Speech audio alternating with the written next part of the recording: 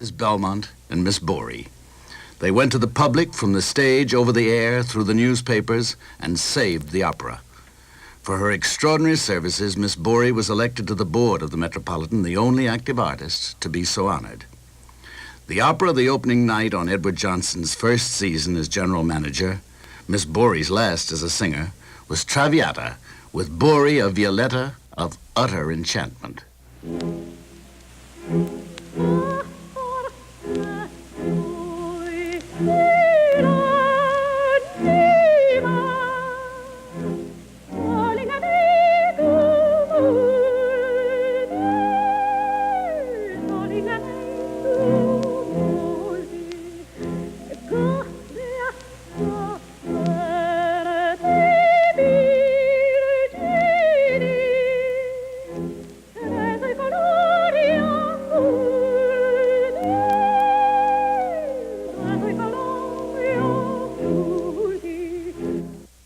On a Sunday night at the end of the season, Miss Bori sang her farewell.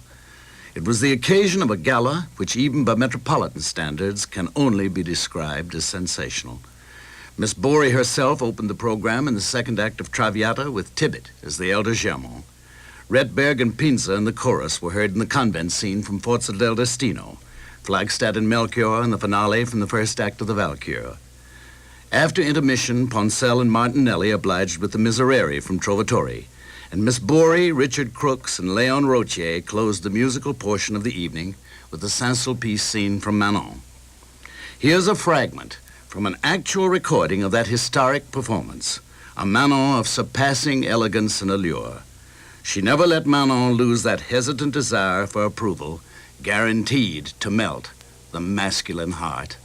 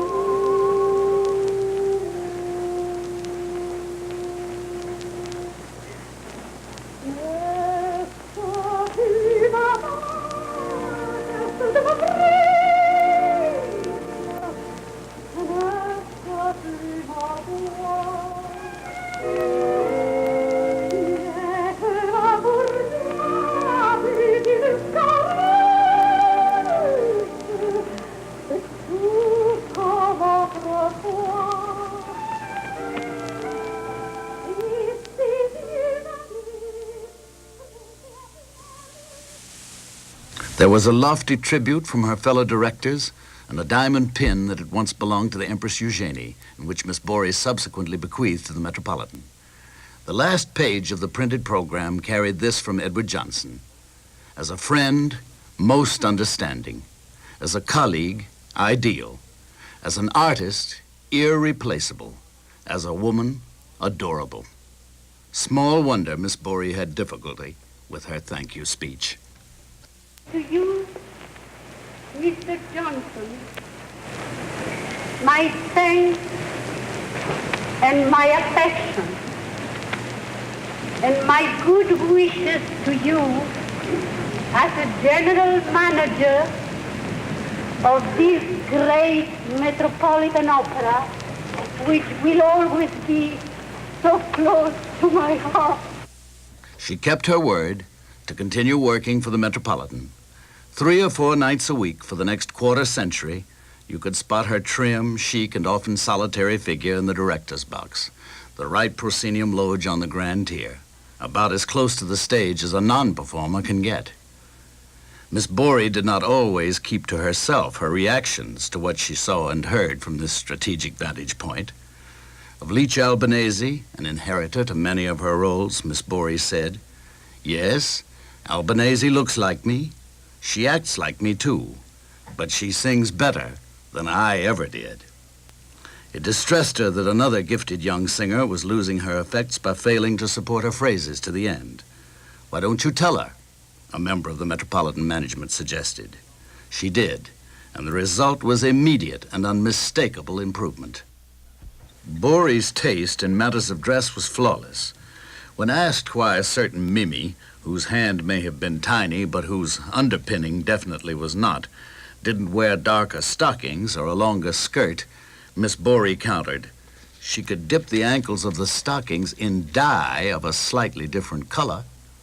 This from a girl who never had the problem. She knew the trick even though she never had to worry about her own legs. One of the few times she ever registered a complaint was when Maria Yeritsa scored a sensation wearing white tights in Boccaccio. Her legs, Bori insisted, were just as good. Bori was gay and fun-loving. At Gatikazatsa's farewell luncheon with Geraldine Farrar playing the piano, she danced Viennese waltzes with Edward Johnson. There was a story that they were more to one another than co-stars, a story my predecessors never bothered to discourage. It was good for business. Romeo and Juliet, Pelias and Melisande, they were the Metropolitans first, Peter Ibbotson and the Duchess of Towers. So she may have been humming one of those waltzes in Edward Johnson's ear that April day 30 years ago. We'll never know. Such matters she kept to herself.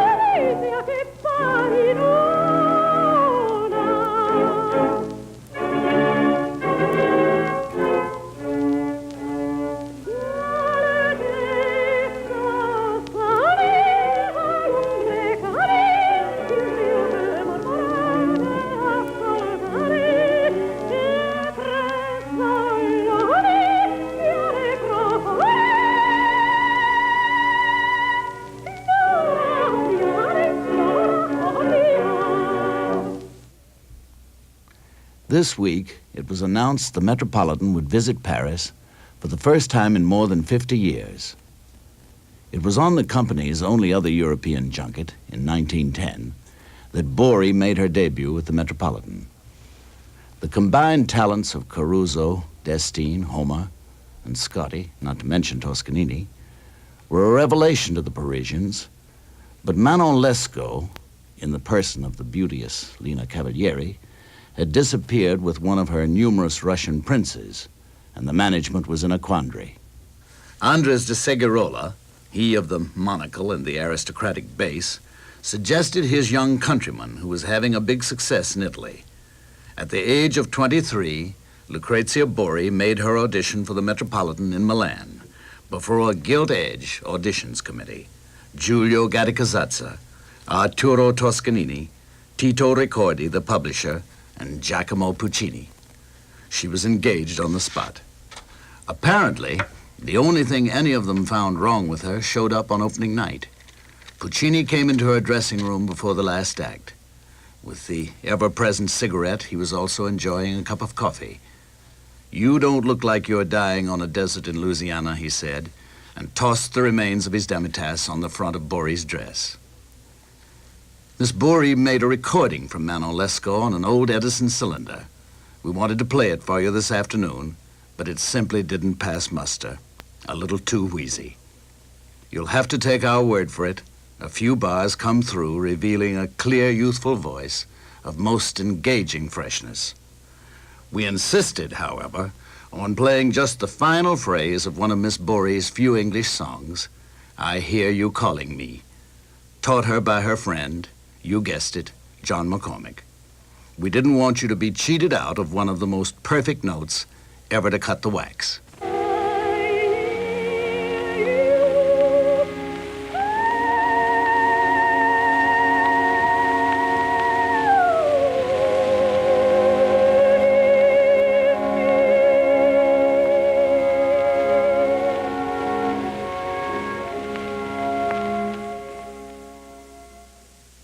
Musical, intelligent, she was the composer's darling. One of her treasures was the score of the Rosenkavalier with the alterations Strauss himself made for her when she created the role of Octavian at the Italian premiere. Many of her 39 operas have vanished from the repertoire. Mignon.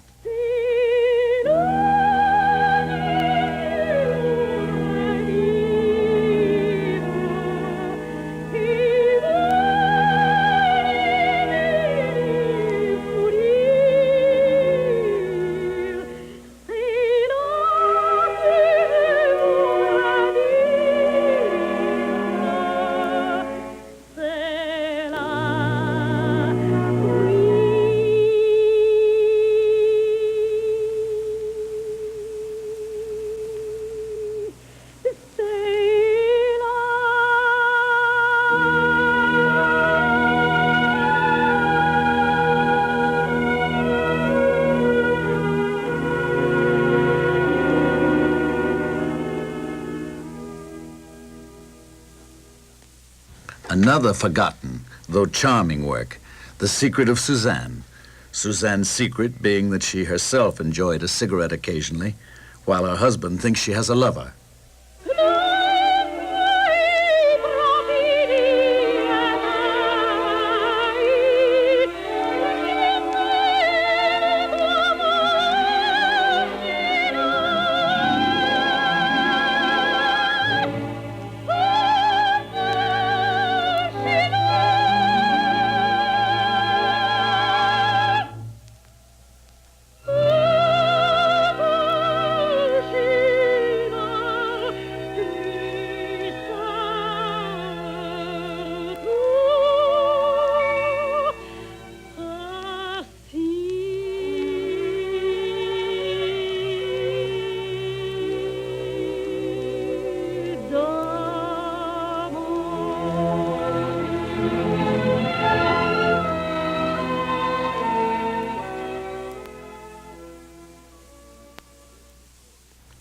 Lucrezia Bori was in the first Metropolitan production of Così fan tutte, but her record of Despina's aria is not as good as her recording of another Mozart character, Zerlina in Don Giovanni. We didn't think you'd mind if we made the switch, and here is Vedrai Carino to illustrate Bori's perfect style. This record rated a compliment from the venerable Hermann Klein, who went back to Patti.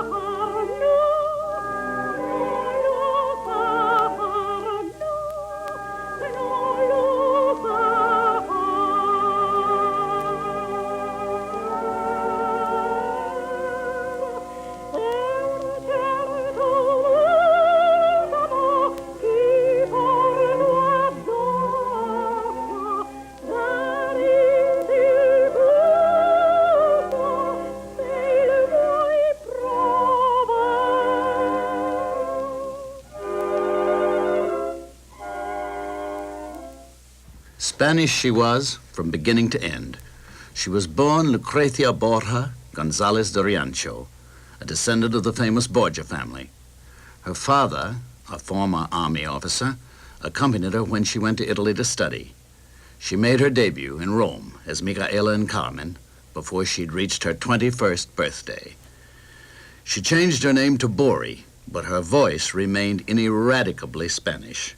A cake knife, my friend Bill Judd used to call it, sweet, but with an edge. You know what he means when you hear this little seguidilla we're going to play for you. Tiralino, tirano, tirano is the refrain. Love you tyrant, you little tyrant. I like to think this may have been the number she sang the night she mounted a table at an after-opera party at the Piedmont Driving Club in Atlanta and stood the place on its ear with a Spanish dance. Io m'alegro de haber sido por quererte desdichada, pues de no haber herido fuera mi mayor desgracia. Tiranillo, tirano, tirano, tiranillo, tirano, yo más, de constancia, tiranillo, la vida me hace cortar. Tiranillo, tirano, tirano, tiranillo, tirano, yo más, de constancia, tiranillo, la vida me hace cortar. Tiranillo, tirano, tirano, tiranillo, tirano, yo más, de constancia, tiranillo, la vida me hace cortar. She appealed to just about everybody. In Atlanta, Bobby Jones was glad to correct her golf game. In his autobiography, Mr. Gaddy wrote, "She never causes any difficulties, and her quality of self-effacement is truly amazing in an operatic prima donna." Bori realized the true artistic ideal and mastered surprisingly the principal quality of the artist, to be communicative. Bori and McCormick sang on an international broadcast on New Year's Day, 1925. Next day, the stock of RCA went up 14 points. Claudia Cassidy remembers a night in Chicago during Prohibition. Bori was having a party after a performance at Ravinia and whispered to a few of the guests to linger. It seems she had a case of champagne from someone who never came closer than the card accompanying his gift. From an admirer, Al Capone. When a fearful flood engulfed her native Valencia, Miss Bori organized a benefit at the town hall in New York. The house holds only 1,498 people, but she netted more than $52,000. Every penny went direct to the flood sufferers with no intermediary agency, no overhead of any kind. One of Miss Bori's proudest possessions was the list signed by each beneficiary opposite his gift. Fingerprints alongside those who could not write. She worked just as hard for the Bagby Music Lovers Foundation, that wonderful organization which comes to the aid of needy artists, and you'd be surprised at some of the names, and which is giving a benefit of Pericole here at the Opera House 2 weeks from tonight, December 18th. You remember the record of her farewell we played earlier on this broadcast? Miss Bori okayed the sale of that disc for the benefit of the Bagby. That was March 1960. 2 months later, she died. Her funeral was at St. Patrick's Cathedral. Cardinal Spellman himself offered the Mass. At the absolution, he departed from the liturgy to refer to Lucrezia as this renowned lady and great artist, generous and kind.